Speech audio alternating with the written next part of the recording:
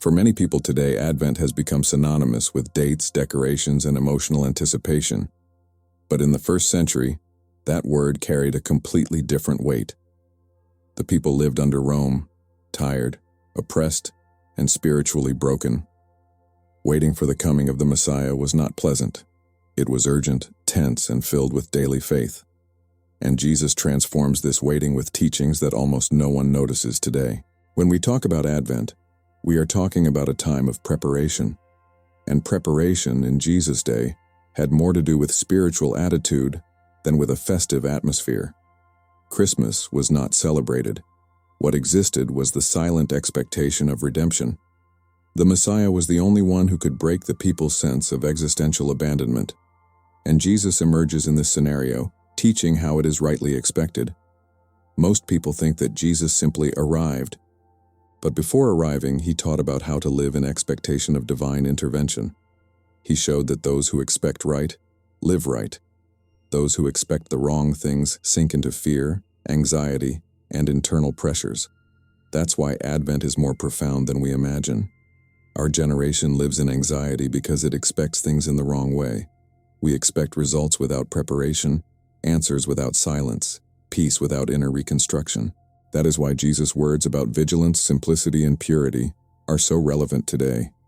He wasn't just speaking to Israel, but to every person living with pressure today. And Advent reemerges as a spiritual key to emotional health. Today, as we revisit Advent, we are not seeking religious nostalgia. We seek the historical and spiritual wisdom that shaped disciples in the first century. We seek that which can transform anxiety into resolve and fear into clarity. We seek what Jesus himself taught before he was born among us. That's what we're going to dissect, step by step, in depth. In Jesus' time, waiting didn't mean doing nothing. The people kept vigil, prepared their homes, reviewed traditions, and examined their hearts. The waiting was active, filled with awareness and spiritual responsibility. The guards on the walls symbolized exactly that. Someone watching in the dark.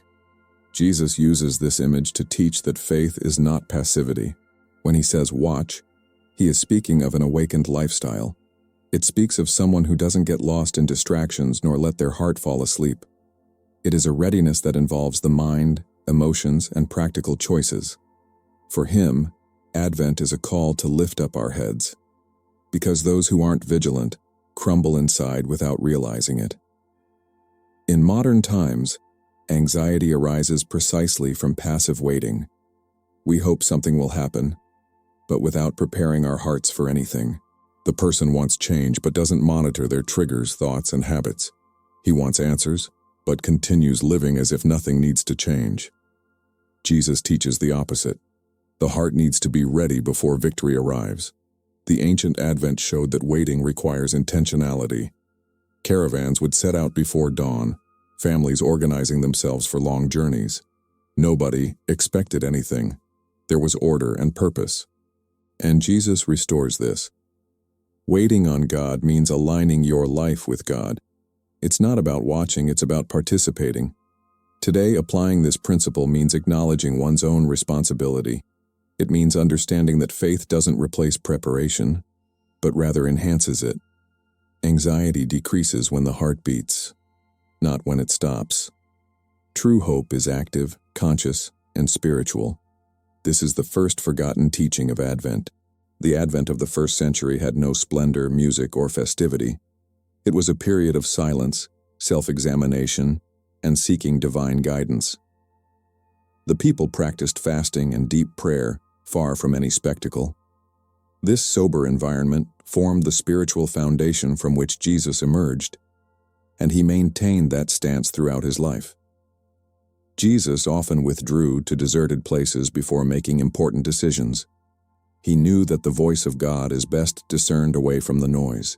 In silence, he found the strength to face spiritual and social tensions. This is not a detail. It is a discipline of the Messiah. And it's a necessary discipline for us today. We live in a generation saturated with noise. Digital, emotional, mental, internal noise. It's impossible to hear God if we're constantly consuming some kind of distraction. Therefore, biblical silence is not empty. It is preparation. It is the space where the soul realigns itself. In the first century, silence was part of spiritual formation.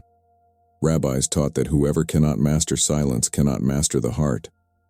Jesus confirms this when he criticizes noisy and empty religious practices. He points to the humility of seeking God without an audience. Advent reinforced this principle. Today, applying this teaching means creating moments of genuine pause. 5 minutes without a cell phone, without notifications, without anxiety. A small but sacred space to reorganize the mind. It is in silence that the heart finds stability. And Jesus speaks even better in this environment.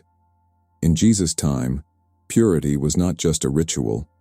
It was a spiritual posture that prepared the people to receive the Messiah. The messianic expectation was linked to internal cleansing, not just external cleansing. Purity symbolized readiness for God's action. That is why John the Baptist emphasized repentance. Jesus dismantles the obsession with superficial rituals. He confronts leaders who appeared clean on the outside, but harbored internal corruption. For him, purity has to do with intention, not appearance. It has to do with the actual state of the heart. And this completely redefines Advent. Modernity focuses on the external: schedule, work, routine, image. People tidy up their houses, but they don't tidy up their souls. They organize the calendar, but they don't organize the conscience. And this disconnect generates anxiety, guilt, and confusion.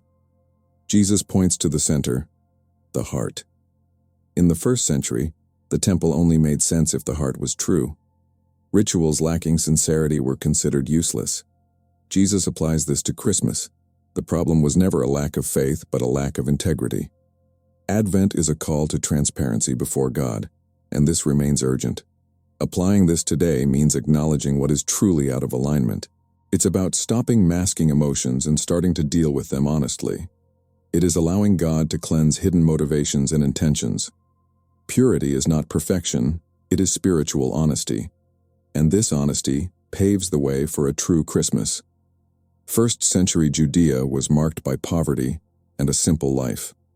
Small houses, basic meals, and few resources. In this environment, Jesus is born outside the structures of power. His arrival in simplicity was no accident. It was a clear message about spiritual priorities. The ancient Advent tradition emphasized what is essential. Families separated only what was necessary and discarded the excess. It was a time to remember that God works in the simple things. Jesus reinforces this in his teachings on humility. Greatness for him is born from the basics. Today we experience the opposite: excess, accumulation, disorder. The more things we have, the more anxious we become. The mind gets lost amidst distractions and unrealistic expectations, and the heart becomes heavy. Simplicity is spiritual healing. Jesus shows that the kingdom is not revealed in luxury, but in truth. That God moves in discreet, unostentatious places, and those who embrace simplicity find rest. Advent is the practice of this vision, an external cleaning that makes internal cleaning easier. Applying this today means reducing noise and excess. It's about learning to value what truly matters. It's about finding beauty in what doesn't require masks. And to realize that Christmas becomes more profound when life becomes lighter. Simplicity is spiritual freedom. In Jesus' time, charity was discreet. People helped without announcing it, guided by the law and the prophets. Giving to those in need was a central part of spiritual life. Almsgiving wasn't recorded, it was a lived experience. This spirit shaped the Advent mindset. Jesus takes the teaching to the extreme. Do not let your left hand know what your right hand is doing. He opposes any attempt to turn generosity into a spectacle. For him, giving is an act of sincerity, not personal marketing. Motivation matters more than the value assigned, and that defines spiritual maturity. Our generation has turned kindness into performance. Posts, videos, cameras turned on at the moment of assistance. The intention is lost, and the action becomes spiritually empty. This produces pride, not transformation. Jesus points to another way. In the first century, generosity was seen as an honor to God. It wasn't social currency, it was born from fear and compassion. Constant practice shaped the character of the people. Advent reinforced this silent call. Jesus confirms it with authority. Today, applying this means being intentional about kindness without seeking applause. It's about helping discreetly, strengthening someone without publicizing it. This heals the ego, strengthens faith, and stabilizes emotions. Silent generosity draws us closer to the heart of Christ, and it renews the true spirit of Advent. The prophets always called the people to repentance before the arrival of the Messiah. John the Baptist continues this tradition with strength and urgency. He prepares the way by calling each person to realign their life. His cry echoed in the desert and in the hearts of the people. The Advent was exactly that, a course correction. Jesus embodies that same spirit.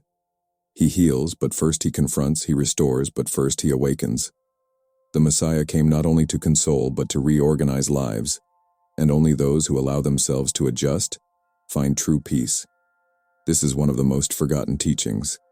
Today we live accumulating unacknowledged mistakes, promises never kept, disordered habits, guilt held onto. This leads to chronic anxiety, emotional burden, and spiritual exhaustion. The soul becomes fragmented. Jesus calls for us to put everything in order before it all falls apart. In the first century, repentance was not a source of shame, but of liberation.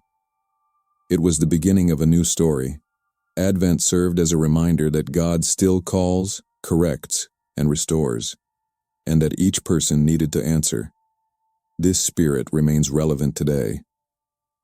Applying this today means acknowledging deviations with humility. It's about asking for real direction, not emotional stopgaps. It's about letting God set things right before asking for blessings.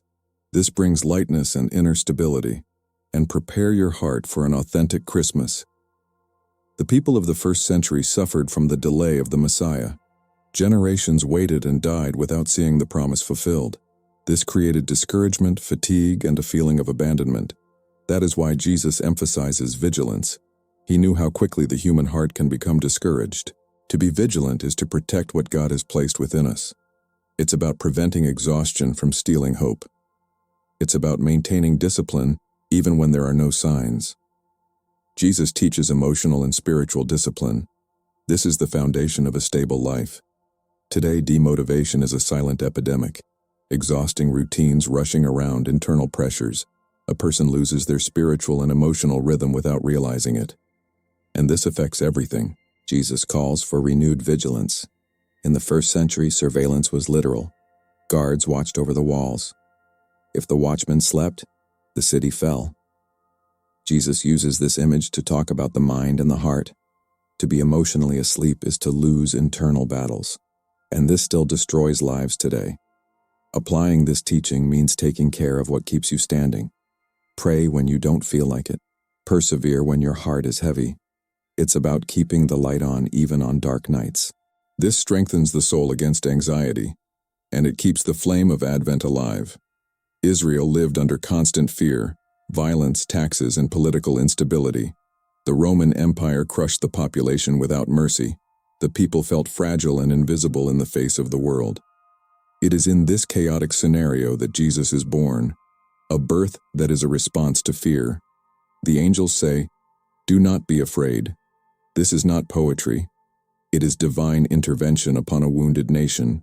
Christmas confronts the existential fear that dominates hearts. It shows that God does not ignore our suffering. He goes into them. Today, fear takes on new forms: anxiety, uncertainty, loneliness. Each person carries internal battles that no one sees, and try to survive while your soul cries out for help. Christmas continues to respond to these fears. It is a reminder that God comes down to us. In the first century, the hope of the Messiah restored courage. They knew that God wouldn't stay away forever. This hope sustained the people amidst tears and oppression. Jesus confirms this hope with his physical presence. Advent pointed toward this consolation. Applying this today is allowing Christmas to heal deep anxieties. It's believing that God still answers fears with his presence. It's about understanding that human frailty does not repel God. On the contrary, it attracts His compassion. This is the heart of Christmas. Advent in the teachings of Jesus is not an empty tradition. It is inner transformation, vigilance, simplicity, silence, and active hope. It's a call to reorganize the soul before asking for answers. It's an invitation to live in the present without the weight of fear. It's true preparation for Christmas. Jesus not only came, He taught us how to wait. It showed that the kingdom begins within before it appears without. He revealed that anxiety is overcome with vigilance and purity. Demotivation can be overcome with spiritual discipline, and that fear is overcome with divine presence. Living Advent today heals inner pressures. It calms the mind, realigns emotions, and strengthens faith. Remove the excess and restore the essential. Remove the noise and restore the healing silence. It's an old path but a necessary one now. That's why this channel exists, to reveal the forgotten depth of the Bible, to show how historical context illuminates practical truths, to connect Jesus to your daily life in a clear and transformative way, to reclaim what modern haste has erased. Here, each video leads you to a more vivid understanding of the Bible, so follow the channel. Not out of habit, but on purpose.